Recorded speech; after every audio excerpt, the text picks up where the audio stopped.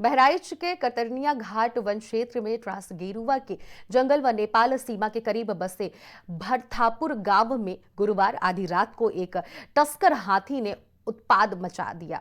गांव में घुसे हाथी ने 3 ग्रामीणों के फूस मिट्टी से बने घर को तहस नहस कर दिया।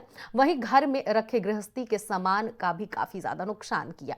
गांव के ग्रामीणों ने हाथी को भगाने के लिए टॉर्च, मशाल, थाली का उपयोग भी किया, जिसमें ग्रामीणों ने मशाल जलाकर व थाली को बजाकर कड़ी मशक्कत कर हाथी को भगाया। हमारे काका हाथे घर गणेश जी तोड़ दी। अच्छा। हमारा दाल चाउर और साइकिल अटे मचिया तोड़ दी है। अच्छा। और जोहरा में सकट के पूजा करा तो 5 किलो चाउर है और सामान है तो झोरा पत्ते ना लगली है चले गए। थरिया बर्तन गुड़ धर धर तोड़ दी। हमका उठत भवा भाजत भवा चले गड़ी जी घुस गए हमरे माँ ठाड़ा या तोड़ दी नहीं है। जो बत्ता बत का ठाड़ा लगाया रहा ठाड़ा तोड़ दी। बाकस बाकस बाकस सामान रहे, पहचान पत्तर सब हमारा नुकसान कर दी हाथी ने। वहीं इस पूरी खबर पर हमारे संवाददाता मदन हमारे साथ जुड़ गए। मदन, जिस तरह से हाथी लोगों के घरों में घुसकर काफी ज्यादा चीजों का नुकसान कर दिया है, इस पर और ग्रामीणों में जो आक्रोश देखने को मिल रहा है वो किस प्रकार का है? जी रणनीत जी, आपको बता दें ये घटना आज गुरुवार रात की है। आधी रात के लगभग एक हाथी जो है भरथापुर गांव में अचानक पहुंच गया और लगभग 3 घरों को काफी क्षतिग्रस्त कर दिया है। कच्चे मकान थे झोपड़ी के, उनका नुकसान किया और साथ ही उनके अनाजों का भी काफी नुकसान किया है। और उसके बाद ग्रामीण जो है थाली बजाकर वो मसाल वसाल जला करके किसी तरीके से हाथियों को भगाया है। मदन, क्या इस पर जो ग्रामीण जिस इलाके में रह रहे हैं वहां पर सुरक्षा के इंतजाम सुदृढ़ रूप से नहीं किए गए हैं, इसलिए क्या हाथी वहां पर प्रवेश कर गया? जी आपको बता दें वो जंगल से बिल्कुल सटा हुआ क्षेत्र है, नदी के उस पार का। वहाँ अक्सर करके हाथियों के जो है आवागमन बना रहता है, इसलिए वो घटनाएं अक्सर करके वहाँ होती रहती है। इसमें वन विभाग की क्या कुछ भूमिका नजर आई है मदन? अब सूचना पे वन विभाग मौके पर पहुंचे हैं और वन विभाग के वन रक्षक योगी सिंह थे वो मौके पर पहुंचे। जो जानकारी मिल रही है उन्होंने जो है रिपोर्ट बनाई और रेंज कार्यालय के साथ उच्च अधिकारी को भेजा गया उनका। क्या ग्रामीणों को कुछ मदद भी की जाएगी? इस नुकसान का भरपाया भी उन्हें दिया जाएगा? मैम अभी तो रिपोर्ट जो भेजी गई है उच्च अधिकारियों के जो है निर्देशानुसार जो भी सहायता राशि होगी वो दी जाएगी। इस संबंध में हमने जो है डीएफओ कतरनिया घाट से भी फोन मिलाकर बात करने की प्रयास किया, लेकिन उनका फोन उठा नहीं। ठीक है, बहुत बहुत शुक्रिया मदन, आपने तमाम अपडेट हमसे साझा की।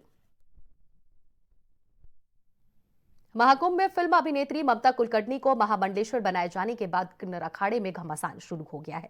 वहीं बात करें तो अखाड़े के संतों की आपत्ति के बाद अखाड़े के संस्थापक ऋषि अजय दास ने किन्नर अखाड़े की आचार्य महामंडलेश्वर लक्ष्मी नारायण त्रिपाठी को पद से हटा दिया गया है।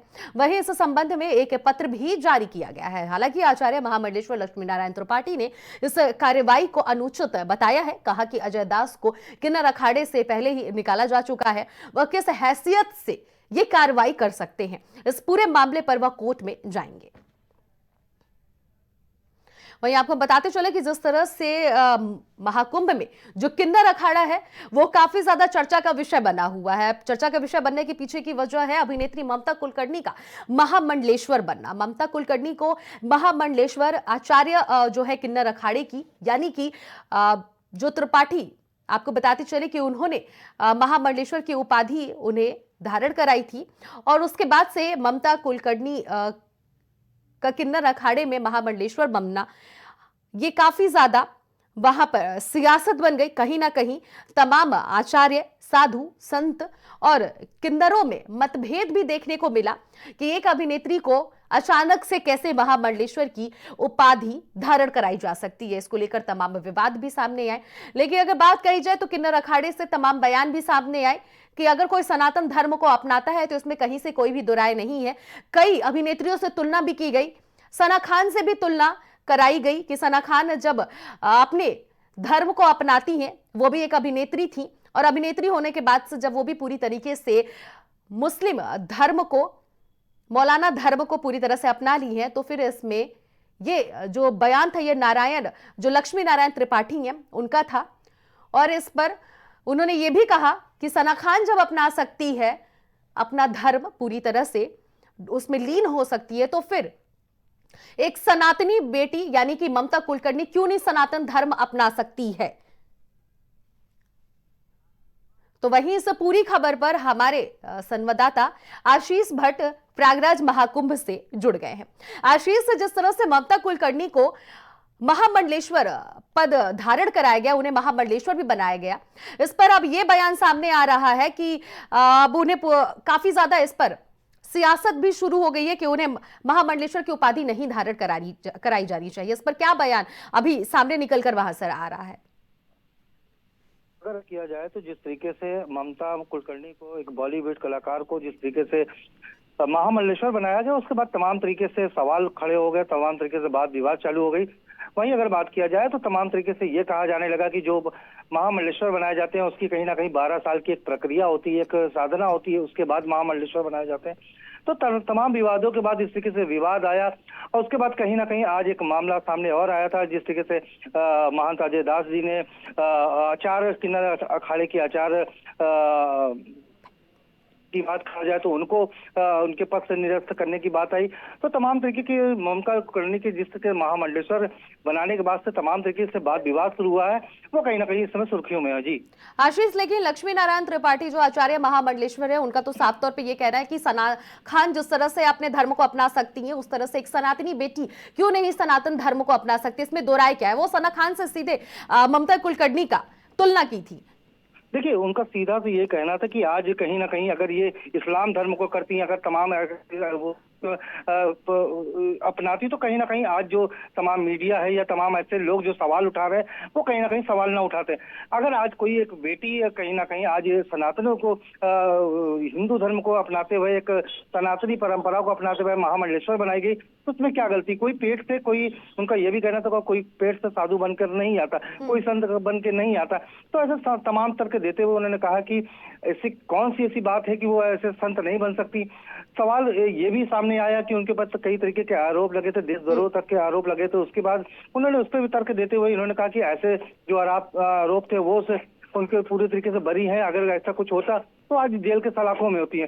तो तमाम तरीके से बात उनको यही कहना था कि अगर ये जो बनाए गए हैं किसी तरीके से गलत नहीं है, और जो महामंडलेश्वर को उनको पदवी दी गई है वो एक सोच समझ के दी गई है, ऐसे नहीं बनाया गया है। जी आशीष, लेकिन इस बीच एक खबर ये भी आ रही है कि ऋषि अजय दास किन्नर अखाड़े की आचार्य महामंडलेश्वर जो लक्ष्मी नारायण है त्रिपाठी, उनको पद से हटा दिया गया है, ऐसा ये भी बयान सामने आ रहा है। लेकिन वही जो महामंडलेश्वर यानी कि लक्ष्मी नारायण है, वो ये कह रही है कि उनको तो कब का हटा दिया गया है, तो उनकी ये हिम्मत ही नहीं हो सकती है कि ये इस तरह से बयान दे, उनकी हैसियत नहीं है, इस तरह से उनके बयान सामने आए हैं। देखिए, उसके आरोप पे ये साफ तौर, इनका लक्ष्मी नारायण का साफ तौर पे ये कहा गया था कि जो इनको जिन्होंने स्थापना करने की बात कही जा रही है कि अब वो उस पद पे है ही नहीं, कि 2015 में जिस तरीके से ये इसकी किन्नर अखाड़े का गठन किया गया था, स्थापना की गई थी, वो तो उनके साफ तौर पे कहने का तो उनको इस तरीके बाद वो हट गए थे। अब वो किन्नर अखाड़े में किसी तरीके से है नहीं, अगर बोर्ड के भी बैठक भी हुई थी उसमें भी नहीं थी, तो जब अगर कोई है ही नहीं तो उसमें किस तरीके से वो हटा सकते हैं।